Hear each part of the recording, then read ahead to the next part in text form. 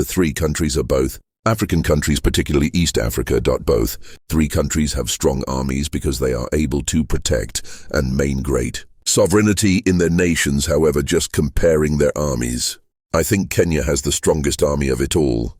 This is due to that it has been able to send her armies to countries such as Somalia for peacekeeping. Due to its high GDP, that is gross domestic product, as compared to Uganda and Tanzania, it is able to structure and restructure its armed forces. The term strongest army is inherently subjective and can be interpreted in various ways. Strength could refer to different metrics such as manpower, technology, training, budget, operational capability, or historical performance in conflicts. Without a clear definition of what constitutes strength, it becomes difficult. If war was to break out between Kenya and Uganda, it would be short but bloody. This will be mainly due to mediation and diplomatic pressure from the West to end the war.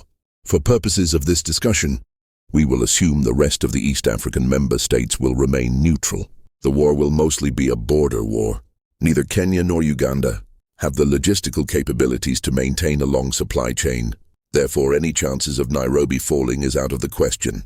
Kampala, however, could suffer serious damage and fatalities due to its proximity to missiles and airstrikes from Kenya. Ugandan infantry are battle-hardened. 8 years ago, they would have posed a serious threat to the KDF. But that's not the case now. Kenya military went into Somalia to begin Operation Linda Nchi. This was an operation in pursuit of al-Shabaab militants. This operation has transformed KDF from a barracks force to an efficient and experienced fighting force. UPDF would therefore get bogged down at the border while suffering artillery and air strikes. Chances of UPDF making any significant headway into Kenya is minimal, with imports through the port of Mombasa blocked and Tanzania unwilling to allow usage of its ports.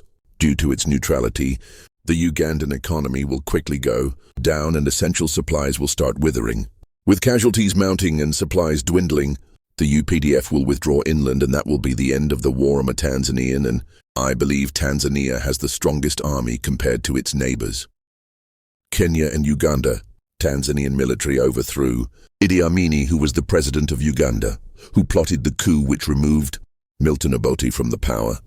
The Tanzanian army under Julius Nyerere undertook military operations which removed Idi Amin from the power, despite the fact that Tanzanian army has fewer personnel, 30,000, compared to Kenya, 50,000, and Uganda, 47,000. But its participation on the international peacekeeping programs through United Nations has increased its experience and dedication. Tanzania has strategic locations for military training such as ocean, mountains, plains, and air.